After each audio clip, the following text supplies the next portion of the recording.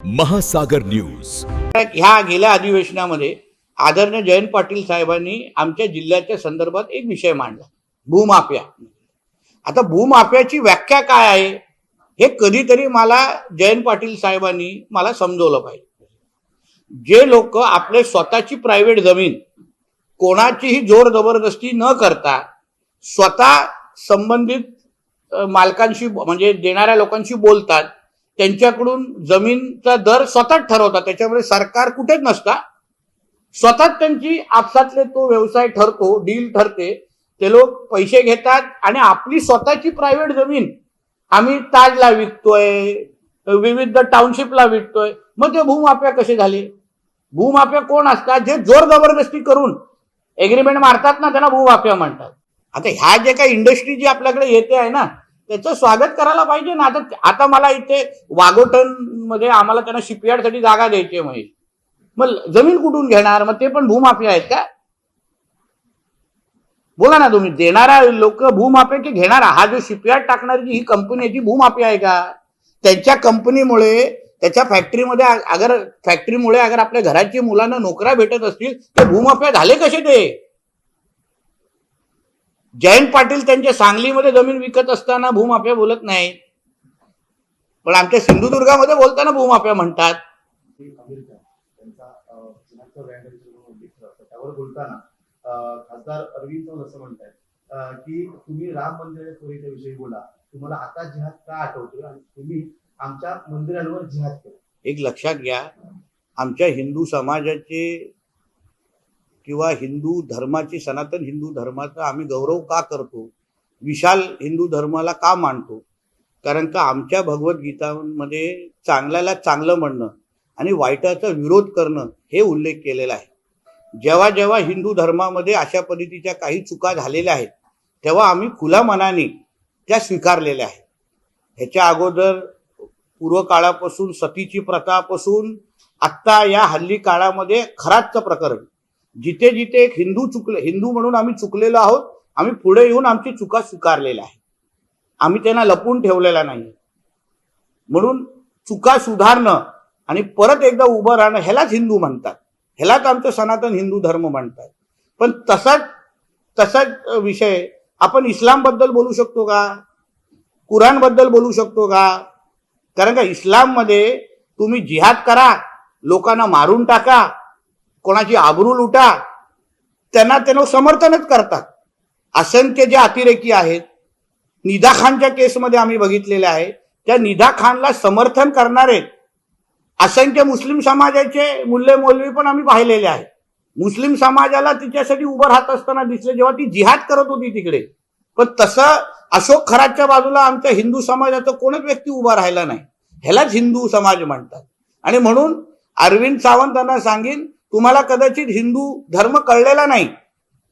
तुम्ही भगवद्गीता परत परत वाचा, तुम्हाला कळेल. कुराण थोडं बाजूला ठेवा आणि हिंदू आणि भगवद्गीता वाचा, जेणेकरून चुकायला चूक म्हणणं ह्यालाच हिंदू धर्म म्हणतात. आणि म्हणून ज्या पण चुका झाल्या असतील त्या आम्ही स्वीकारतो. येणाऱ्या काळामध्ये आमच्या देवळांकडे, आमच्या धर्मस्थळांमध्ये अशा चुका होऊ नये या पद्धतीची भूमिका राम मंदिरामध्ये मान्यवरांनी घेतलेली आहे, सगळ्याच लोकांनी घेतली आहे. पण कुराणमध्ये आणि इस्लाममध्ये होणाऱ्या चुका ते मानणार आहेत का, हा प्रश्न विचारण्याची हिंमत अरविंद सावंतांनी तिथे पण दाखवावी. मुर्शिदाबादमध्ये, पश्चिम बंगालमध्ये मुर्शिदाबादमध्ये हे लोक बाबरी मस्जिद बांधतायत. तिकडच्या पण दानपेटीचा फार मोठा घोटाळा झालेला होता काही महिन्या अगोदर. का उल्लेख केला नाही उद्धव ठाकरेंनी? का आंदोलन केलं नाही अरविंद सावंतनी आणि त्यांच्या आदित्य ठाकरेंनी? जो न्याय तुम्ही मंदिरांना लावला तो न्याय मस्जिदींना पण लावा ना. म्हणजे जिहादांची आणि पाकिस्तानाची भाषा आज अरविंद सावंत आणि त्यांचे उद्धव ठाकरे जी बोलतायत, असा माझा स्पष्ट आरोप आहे. हिंदू धर्माला बदनाम करण्याची सुपारी त्या लोकांनी घेतलेली आहे. धन्यवाद. चला. जयंत पाटलांची बैठक झाली, प्रफुल्ल पटेल आणि सुनील तटकरे सुद्धा होते. एनडीए सोबत शरद पवार जातील अशी चर्चा झाली. बघा, हा शेवटी वरिष्ठ पातळीवरचा निर्णय आहे, पण आमच्या ह्या राज्यामध्ये सब कुछ देवा भाऊ आहे.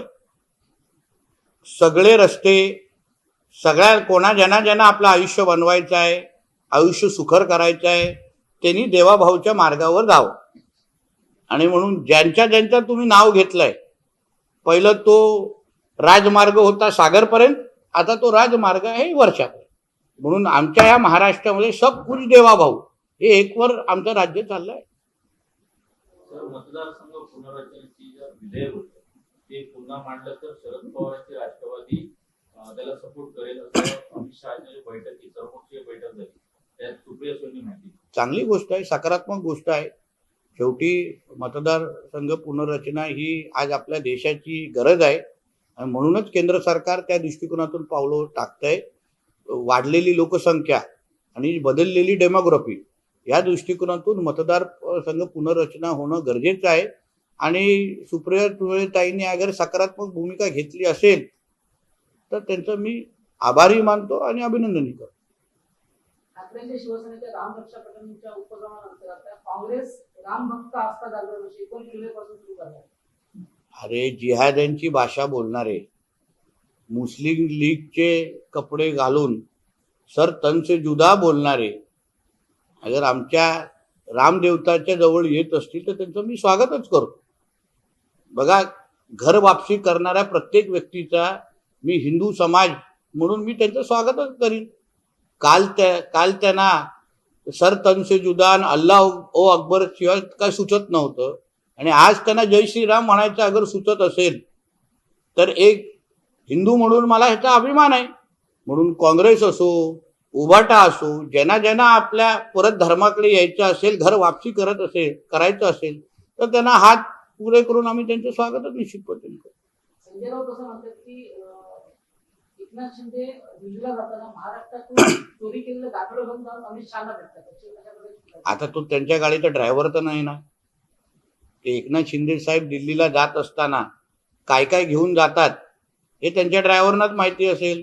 तर कदाचित आता सामनाच्या संपादकाची नोकरी सोडून एकनाथ शिंदेचा नवीन ड्रायव्हर हा संजय राजाराम राऊत असू शकतो. आपल्याला जसं आता चिपी विमानतळ पण तुम्हाला सांगतो, 2 फ्लाईट फ्लाय 91 आणि इंडिगो या 15 ऑगस्ट, फ्लाय 91 तर 15 ऑगस्टच्या अगोदर सुरू होते. सगळ्या परवानग्या करत एसीएस ट्रान्सपोर्ट म्हणजे सचिव ट्रान्सपोर्टनी फायनल रिपोर्ट केंद्र सरकारकडे पाठवलेला आहे. माझ्या हिशोबाने चिपी ते नवी मुंबई एअरपोर्ट हे फ्लाईट 15 ऑगस्टच्या अगोदर चालू होईल.